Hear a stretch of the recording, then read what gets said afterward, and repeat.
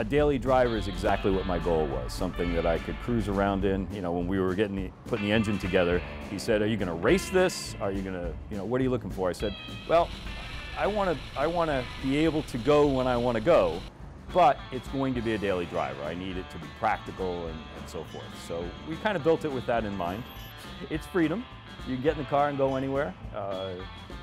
The American road trip, I don't know, do they even have that in other countries? Where people just say, hey, let's just get up and drive somewhere. You don't even know where you're gonna go. Just get in the car and drive.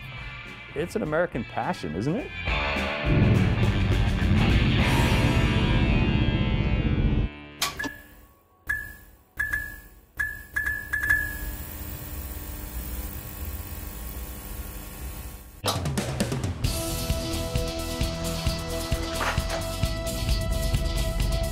We're in beautiful Southern California where it's always 70 degrees.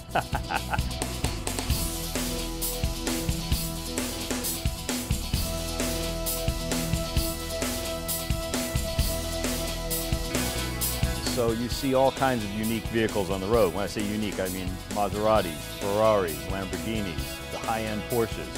And of course you get a look with that on the freeway. But I wanted to do something that would beat that even. Combining my passions for Corvette and pizza and put that together, so hence the car. Sitting back in the car, cruising down the freeway, just feeling the engine. I don't even turn the radio on in this thing. Just feeling the engine, enjoying the sun gleaming off the hood of your car, seeing the ocean go by. It's fun.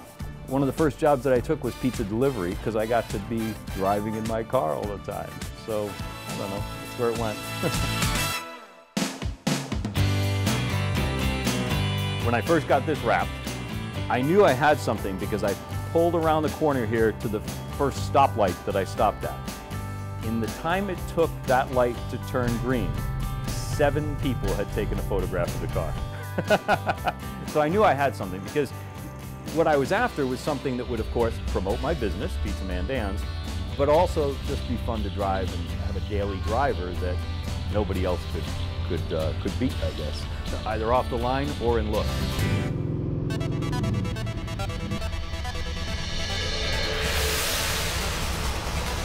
When I was first looking at getting a fast car, I was talking to my buddy, and I said, well, I'm looking at a Porsche and a Corvette. He says, well, I'll tell you what, here's how you make a choice, just go test drive them.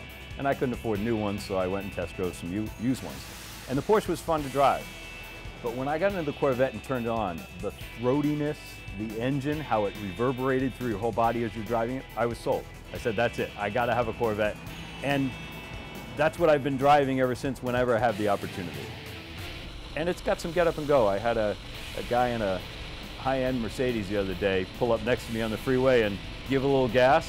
And I think we were probably doing about 90 at the time. And so I gave a little gas back and left him behind me. It was fun. That's what I wanted. If you remember back when I grew up in the 70s, there was a loyalty to American built. It centered around Ford and Chevy, of course, that was the competition. So that people who said, I'm an American, they stuck with Ford or Chevy. As the European cars got better and better and start to win races against Ford and Chevy and so forth, people got a respect for those. But what was never lost, I think it was the American V8, right? Nothing ever has compared to that. From a standpoint of just the feel of driving that kind of a car. No other car in the world is going to give you that kind of a feel. I don't care if you got a little small block in a Mustang or a Chevy, a Camaro, or you go into the Corvette with a little bit more performance. It feels different, even the newer ones, huh? Oh, I tell all my friends, I have a great life. I get to eat pizza and drink beer every day. They say, yeah, and drive pizza.